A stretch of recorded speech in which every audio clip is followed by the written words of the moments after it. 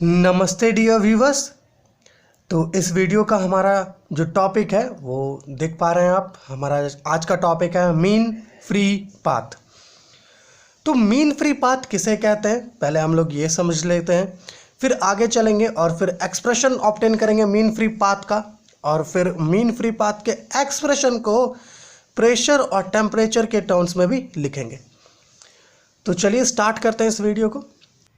तो जैसा कि हमने काइनेटिक थ्योरी ऑफ गैसेस में पढ़ा है कि जो मॉलिक्यूल्स होते हैं गैसेस के वो स्फेरिकल शेप के होते हैं, ठीक है। उनका जो साइज होता है वो फाइनाइट होता है, ठीक है, स्मॉल ही होता है बट फाइनाइट साइज होता है।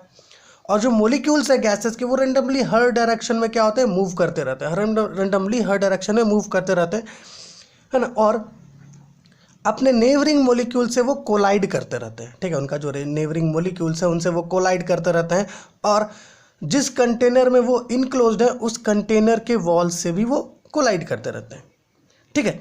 तो जैसे कि हमने क्या किया, हमने भी यहाँ पर एक कंटेनर ले लिया, या ऐसा कहें एक वेसल है, इसमें क्या है, गैस इनक्लोज्ड है। अब यहाँ इस कंटेनर में जो गैस इनक्लोज्ड है इसके पास तो ढेरों मॉलिक्यूल्स होंगे, करोड़ों मॉलिक्यूल्स होंगे इसके पास। तो हम लोग क्या करेंगे, मीन फ्री पाथ को समझने के लिए एक छोटा सा एक मॉलिक्यूल ले लेंगे। चलिए ये हमारे पास कंसिडर कर लीजिए कि ये एक मॉलिक्यूल है, ठीक है।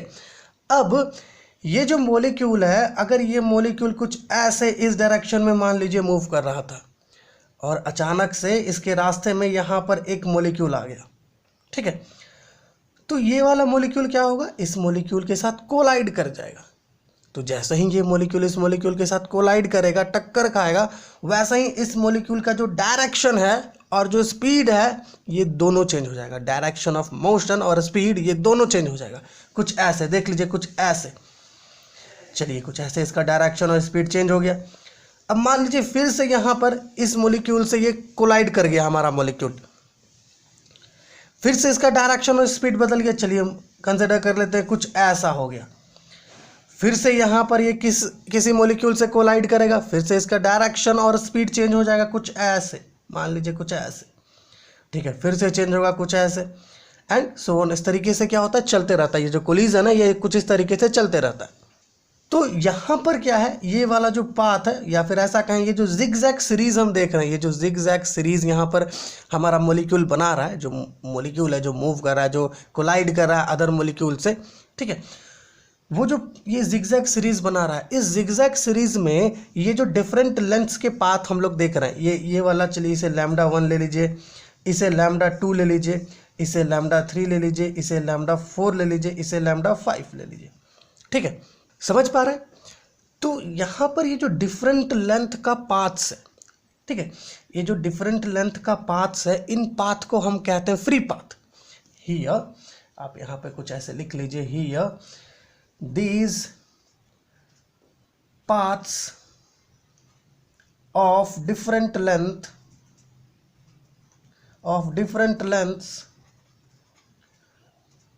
are called free path, ठीक है।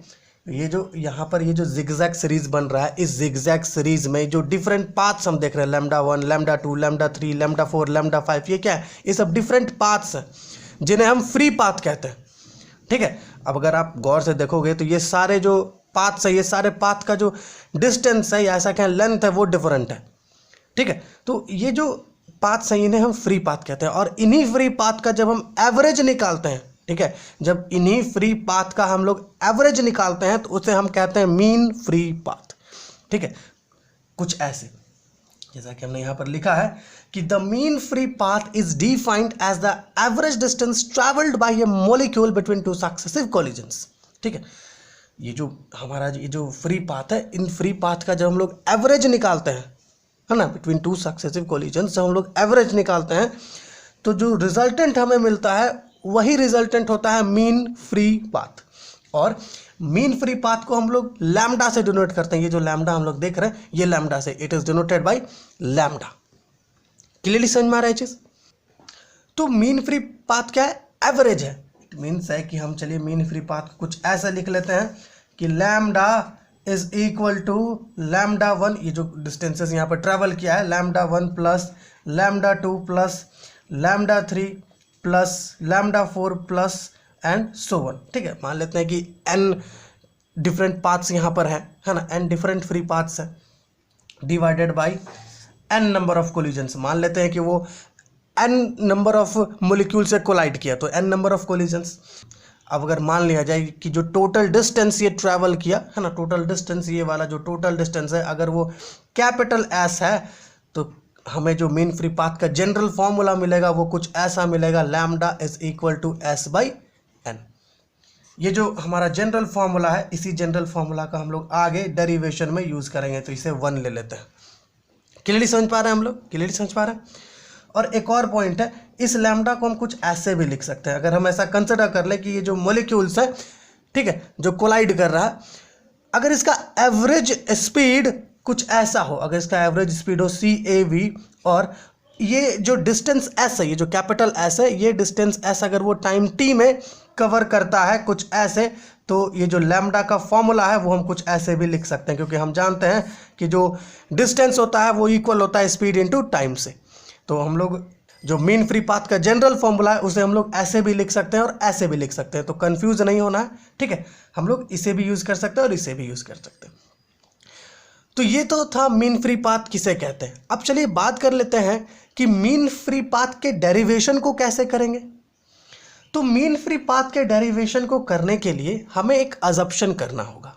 वो अजम्पशन ये है कि all the molecules of a gas are at rest except one molecule. ठीक है, देखो ये जो कंटेनर था, ये जो कंटेनर था, इस कंटेनर में क्या है, ढेरों गैस मॉलिक्यूल्स हैं। ठीक है, या ये जो कंटेनर है, इस कंटेनर में करोड़ों मॉलिक्यूल्स हैं, लेकिन हमारा अजम्पशन ये है कि ये करोड़ों मॉलिक्यूल्स क्या है, रेस्ट पर है। सिर्फ एक ही मॉलिक्यूल ऐसा है जो मूव कर रहा है, सिर्फ एक ही मॉलिक्यूल को यहाँ पर मोशन में कंसिडर किया है, बाकी सारे मॉलिक्यूल्स क्या है, रेस्ट पर है। क्लियरली समझ में आ रहा है। ठीक है, तो हम लोग क्या करेंगे कि ये जो कंटेनर है, ठीक है, इस कंटेनर में ढेरों मॉलिक्यूल्स है, तो वो सारे मॉलिक्यूल्स को लेकर के एक्सप्रेशन को फाइंड आउट करना थोड़ा डिफिकल्ट होगा। तो हम लोग क्या करेंगे, ये जो कंटेनर है, इस कंटेनर का एक सिलेंड्रिकल रीजन कंसिडर कर लेंगे, कुछ ऐसे हम लोग यहाँ पर एक सिलेंड्रिकल रीजन कंसिडर कर लेंगे इस वेसल का। चलिए एक सिलेंड्रिकल रीजन कंसिडर कर लेते हैं कुछ ऐसे, और ये सिलेंड्रिकल रीजन हम लोग कुछ ऐसे कंसिडर करेंगे कि ये सिलेंड्रिकल रीजन का जो डायमीटर होगा, ठीक है, ये डायमीटर 2D होगा। ठीक है, ये वाला जो हमारा डायमीटर होगा, ये वाला, ये डायमीटर कितना होगा, 2D, ये कुछ ऐसे, इसका डायमीटर 2D होगा। ठीक है, अब देखिए ये तो सिलेंड्रिकल रीजन के डायमीटर की बात हुई। अब यहाँ पर आप कंसिडर कर लीजिए कि let D be the diameter of molecules, diameter of molecules, जो हमारे गैस मॉलिक्यूल्स हैं, उन गैस मॉलिक्यूल्स का जो डायमीटर है, चलिए उसे हमने स्मॉल d ले लिया। ठीक है, और जो सिलेंडर का डायमीटर है वो कितना है, 2D। क्लियरली समझ में आ रहा है चीज़। इट मीन्स ये है कि अगर हमारे पास दो मॉलिक्यूल्स हों, ठीक है, कुछ ऐसे, अगर हमारे पास कुछ ऐसे दो मॉलिक्यूल्स हों, ठीक है, ये दो मॉलिक्यूल्स, चलिए मान लेते हैं कि हमारे पास दो मॉलिक्यूल्स है, तो इस मॉलिक्यूल का भी डायमीटर d है, इस मॉलिक्यूल का डायमीटर d है। तो जब दोनों मॉलिक्यूल्स का डायमीटर d है, तो जब दो मॉलिक्यूल्स एक साथ कोलाइड करेंगे तो ये दोनों मॉलिक्यूल के सेंटर्स के बीच का जो डिस्टेंस होगा वो तो d होगा। वो ऐसे, क्योंकि ये वाला जो डिस्टेंस है, ये वाला डिस्टेंस d/2 है, ये वाला जो डिस्टेंस है ये भी d/2 है, तो d/2 प्लस d/2d है ना। तो जब कोई भी दो मॉलिक्यूल कोलाइड करेंगे एक साथ जब कोलाइड करेगा तो दोनों के सेंटर्स के बीच का जो डिस्टेंस होगा वो कितना होगा, d। अब हम लोग क्या करेंगे, हम लोग ऐसा कंसिडर कर लेंगे कि जो भी मूविंग मॉलिक्यूल हमने कंसिडर किया है, मतलब है कि जो भी मॉलिक्यूल हमने लिया है जो मोशन में होगा, उस मॉलिक्यूल का जो वेलोसिटी होगा उसे चलिए हम लोग c बार कंसिडर कर लेंगे। हमने लिखा है कि let the velocity of moving molecule be c bar. और अगर ऐसा हो कि ये जो हमारा मूविंग मॉलिक्यूल है, अगर ये मूविंग मॉलिक्यूल, ये जो सिलेंडर है, इस सिलेंडर को एक टाइम t में पूरा क्रॉस कर जाए, या फिर ऐसा कहें कि इस सिलेंडर के अंदर जितने भी मॉलिक्यूल्स प्रेजेंट हैं वो सारे मॉलिक्यूल से अगर हमारा मूविंग मॉलिक्यूल एक टाइम t में पूरे मॉलिक्यूल से के साथ कोलाइड कर जाए जो इस सिलेंडर में प्रेजेंट है, तो जो लेंथ होगा या ऐसा कहें जो हाइट होगा इस सिलेंडर का वो कितना होगा, हम लोग जानते हैं L इक्वल होगा किससे, c वेलोसिटी होगा मूविंग मॉलिक्यूल का इनटू टाइम। इससे इक्वल होगा, कुछ इस तरीके से लिख दीजिए इसे सी बार टी। ठीक है, अब हमें लेंथ मिल चुका है, हमारे पास ये डायमीटर भी है, लेकिन यहाँ पर एक शॉर्ट कंसेप्ट है जो हमें समझना जरूरी है। वो क्या है? वो ये है कि जैसे कि हमने क्या कंसिडर किया कि हमारे पास जो मॉलिक्यूल का डायमीटर है वो डी है। तो अगर मान लीजिए कि ये एक मॉलिक्यूल हो गया, ठीक है, और ये एक मॉलिक्यूल हो गया हमारे पास, और ये एक मॉलिक्यूल हो गया, ये तीनों मॉलिक्यूल्स का डायमीटर क्या है? डी है। तो अगर ये वाला ये यहाँ से यहाँ d/2 और ये डायमीटर d और ये डायमीटर यहाँ से यहाँ तक डायमीटर d/2, तो d/2 d और ये d 2d हो जाएगा। तो हमारा जो सिलेंडर है वो कुछ ऐसा दिखेगा। अगर हम लोग तीन मॉलिक्यूल को एक साथ ले ले तो कुछ ऐसा सिलेंडर बनेगा, कुछ ऐसा। ठीक है, कुछ ऐसा सिलेंडर हमें दिखेगा। तो हमारा जो ये सिलेंडर है कुछ ऐसा होगा। चलिए मान लेते हैं यहाँ पर भी कुछ मॉलिक्यूल, हाफ मॉलिक्यूल आ जाएगा, कुछ यहाँ भी हो सकता है, कुछ यहाँ भी हो सकता है, समझ रहे हैं ना? क्योंकि हम देख पा रहे हैं यहाँ पर हाफ ये जो मॉलिक्यूल है हमारा, इस मॉलिक्यूल का आधा जो हमारा जो पार्ट है वो इस सिलेंडर के अंदर आ रहा है। इट मीन्स है कि जो मॉलिक्यूल है हमारा, ये वाला जो मूविंग मॉलिक्यूल है, ये मूविंग मॉलिक्यूल में भी इससे भी कोलाइड कर सकता है, इससे भी कोलाइड कर सकता है, हो सकता है ये इससे भी कोलाइड करे, हो सकता है यहाँ भी कुछ मॉलिक्यूल हो सकता है ये इससे भी कोलाइड करे। समझ में आ रहा ना? तो हमें क्या करना होगा, ये जो सिलेंडर है इस सिलेंडर का इफेक्टिव एरिया निकालना होगा। ठीक है, या ऐसा कहें इसका क्रॉस सेक्शनल एरिया हमें निकालना होगा। तो चलिए इसका जो क्रॉस सेक्शनल एरिया है वो यहाँ पर निकाल लेते हैं हम लोग। तो चलिए यहाँ पर लिखते हैं कि क्रॉस सेक्शनल एरिया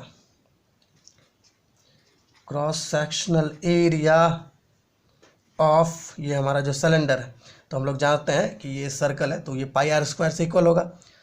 तो इट मीन्स है कि इसका जो डायमीटर है वो d है। तो चलिए यहाँ पर जो इसका क्रॉस सेक्शनल एरिया होगा वो πd² होगा। ठीक है, अब हमारे पास क्रॉस सेक्शनल एरिया आ गया। हम लोग क्या करेंगे, इस सिलेंडर के वॉल्यूम को कंसिडर करेंगे। तो चलिए यहाँ पे लिख लेते हैं कि वॉल्यूम ऑफ सिलेंडर, यहाँ जो सिलेंडर है हमारे पास, इस सिलेंडर का वॉल्यूम कितना होगा? πd² into c/t। तो ये जो हमें मिल रहा है πd² c/t, ये हमें मिल रहा है वॉल्यूम इस सिलेंडर का। ठीक है, अब अगर ऐसा कंसिडर कर ले हम लोग कि ये जो सिलेंडर है, इस सिलेंडर के यूनिट वॉल्यूम में अगर n नंबर ऑफ मॉलिक्यूल्स हैं, जो गैस है हमारे पास, जो गैस है, अगर उस गैस का एक यूनिट वॉल्यूम में अगर हमारे पास n नंबर ऑफ मॉलिक्यूल्स हैं, तो इस पूरे सिलेंडर में कितना नंबर ऑफ मॉलिक्यूल्स होगा? तो चलिए यहाँ पर ये कैलकुलेट कर लेते हैं। तो अगर हम लोग ऐसा कंसिडर कर ले कि if n is the number of molecules पर यूनिट वॉल्यूम, ठीक है, पर यूनिट वॉल्यूम अगर n नंबर ऑफ मॉलिक्यूल्स हमारे पास हो, तो इस टोटल वॉल्यूम में, ठीक है, मतलब इस पूरे सिलेंडर में कितने नंबर ऑफ मॉलिक्यूल्स होंगे, उन्हें हम कैपिटल N से डिनोट करते हैं। चलिए capital N is equal to volume into small n, तो वो होगा πd² c/t into small n। ठीक है, ये होगा हमारा टोटल नंबर ऑफ मॉलिक्यूल जो इस सिलेंडर में प्रेजेंट होंगे। ठीक है, अब हमने इस पूरे सिलेंडर का लेंथ भी निकाला है और हमारे पास टोटल नंबर ऑफ मॉलिक्यूल्स भी प्रेजेंट है। तो हमने यहाँ पर ये जनरल फॉर्मूला देखा था मीन फ्री पाथ का, जो था total distance divided by number of molecules, या फिर ऐसा कहें नंबर ऑफ कोलिजन्स। ठीक है, तो क्योंकि यहाँ पर क्या है, हमने ये कंसिडर किया है कि हमारा जो मूविंग मॉलिक्यूल है वो इस सिलेंडर में प्रेजेंट, ठीक है, जितने भी मॉलिक्यूल्स है उस सारे मॉलिक्यूल से कोलाइड करेगा। तो जो total number of molecules present है इसमें वो कितने हैं? πd² c/t into n। तो ये हमारा जो मूविंग मॉलिक्यूल है वो मूविंग मॉलिक्यूल इन सारे मॉलिक्यूल से कोलाइड करेगा, तो नंबर ऑफ कोलिजन्स हमें मिल गया यहाँ से। और जो लेंथ है, या ऐसा कहें जो हाइट है सिलेंडर का, वो है c/t। तो यहाँ से हमें c/t मतलब है कि जो सिलेंडर है उस सिलेंडर का डिस्टेंस हमें मिल रहा है। तो चलिए इस जनरल फॉर्मूला में सब्स्टिट्यूट करें और हमारा जो वैल्यू है मीन फ्री पाथ का उसे फाइंड आउट करते हैं। चलिए, जैसा कि हम लोगों ने यहाँ पर देखा कि जो हमारा जनरल फॉर्मूला है वो है lambda is equal to s divided by n। अब देखिए हमारे पास जो s है वो क्या है? S है हमारे पास ये length is equal to c/t। तो हम लोग ऐसा लिख लेते हैं यहाँ पर कि ये हो गया C bar T divided by number of collisions जो है pi D square C bar T into N. ठीक है, अब यहाँ पर क्या होगा, ये जो सी बार टी है और ये जो सी बार टी है ये दोनों कैंसिल हो जाएंगे, तो हमें जो रिजल्टेंट एक्सप्रेशन मिलेगा वो होगा 1/πd²n। इट मीन्स है कि जो वैल्यू में मिल रहा है लैम्डा का वो है 1/πd²n। ये जो एक्सप्रेशन हमें मिल रहा है ये वाला, यही एक्सप्रेशन है मीन फ्री पाथ का। ठीक है, ये जो एक्सप्रेशन हम देख रहे हैं यही एक्सप्रेशन है मीन फ्री पाथ का, लेकिन ये एक्सप्रेशन करेक्ट एक्सप्रेशन नहीं है। ठीक है, ये एक्सप्रेशन करेक्ट एक्सप्रेशन नहीं है, इस एक्सप्रेशन में थोड़ा सा एरर आ गया है। ऐसा एरर क्यों आया है आप यहाँ पर देख पा रहे होंगे। यहाँ पर हमने ये जो डेरिवेशन किया है वो इस बेसिस पर किया है कि जितने भी मॉलिक्यूल्स हैं, हमारा जो वेसल था इस वेसल में जितने भी मॉलिक्यूल्स हैं वो सारे मॉलिक्यूल्स क्या है, रेस्ट पर है एक्सेप्ट वन मॉलिक्यूल। इस बेसिस पर हमने ये डेरिवेशन किया है।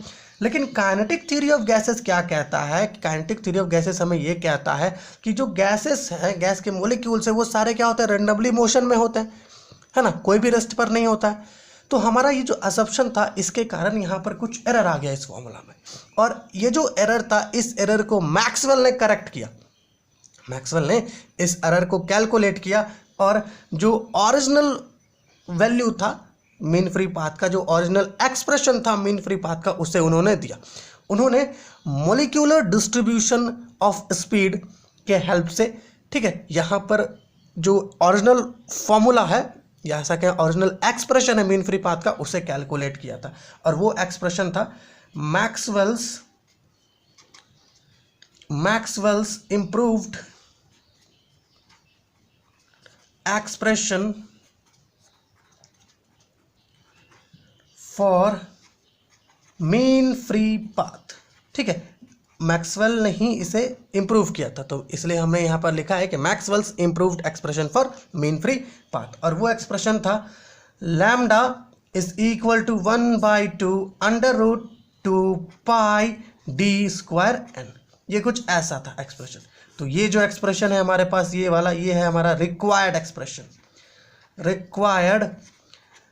Expression for mean free path. ये हमारा मीन फ्री पाथ का रिक्वायर्ड एक्सप्रेशन है। अब इस रिक्वायर्ड एक्सप्रेशन में अगर हम देखें तो हम देख पा रहे हैं √2π और d ये तीनों कांस्टेंट है, लेकिन हमारा जो स्मॉल n है ये कांस्टेंट नहीं है। इट मीन्स है कि जो लैम्डा है वो इनवर्सली प्रोपोर्शनल है किस पे, स्मॉल n पर। स्मॉल n क्या है यहाँ पर, स्मॉल n है आपका number of molecules per unit volume, मतलब number of molecules per unit volume पर लैम्डा क्या है, इनवर्सली प्रोपोर्शनल है।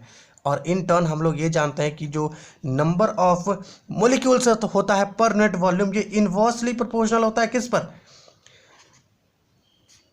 डेंसिटी पर।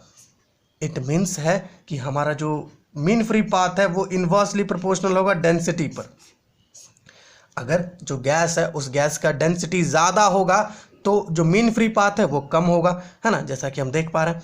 और अगर गैस का डेंसिटी कम होगा तो जो मीन फ्री पाथ है वो ज़्यादा होगा, जैसा कि हम देख पा रहे हैं mean free path is inversely proportional to the density of gas. तो ये तो बात हुई मीन फ्री पाथ के डेफिनेशन की और मीन फ्री पाथ के एक्सप्रेशन की। तो चलिए अब मीन फ्री पाथ को प्रेशर और टेम्परेचर के टर्म्स में लिख लेते हैं। तो जैसा कि हमने यहाँ पर ऑब्टेन किया कि लैम्डा ये इक्वल है 1/√2πd²n से।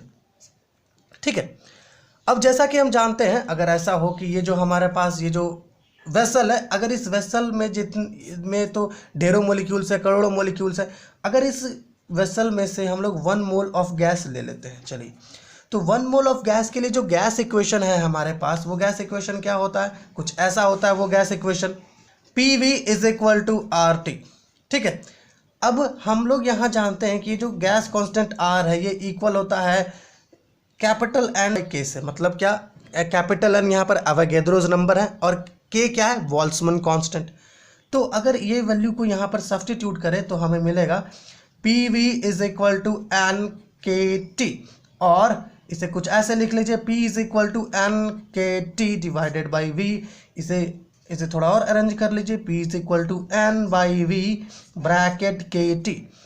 अब चलिए, हमने यहाँ पर देखा था कि जो टोटल नंबर ऑफ मोलिक्यूल्स होते हैं, टोटल नंबर ऑफ जो मोलिक्यूल्स होते हैं, ये total number of molecules equal होते हैं किससे? वॉल्यूम इनटू स्मॉल एन से, मतलब volume into molecule of gas in पर यूनिट वॉल्यूम, है ना, इससे इक्वल होता है। तो अगर हम इसे कुछ ऐसे लिखें कि n divided by V is equal to n, तो हमें जब हम लोग टोटल नंबर ऑफ मोलिक्यूल्स को वॉल्यूम से डिवाइड करते हैं तो हमें पर यूनिट वॉल्यूम में कितने मोलिक्यूल हैं उनके उसका वैल्यू मिलता है n। तो चलिए यहाँ पे कुछ ऐसे लिख लेते हैं, therefore P is equal to small n K T. तो यहाँ से हमें स्मॉल n का वैल्यू मिल जाएगा जो हमें यहाँ पर इसमें सब्स्टिट्यूट करना है। तो n is equal to P divided by K T. तो चलिए अब क्या करेंगे, ये वाला जो वैल्यू में मिल रहा है n का, इस वैल्यू को यहाँ पर सब्स्टिट्यूट करते हैं। चलिए आइए सब्स्टिट्यूट कर लीजिए। तो lambda is equal to 1 by under root 2 pi D square n।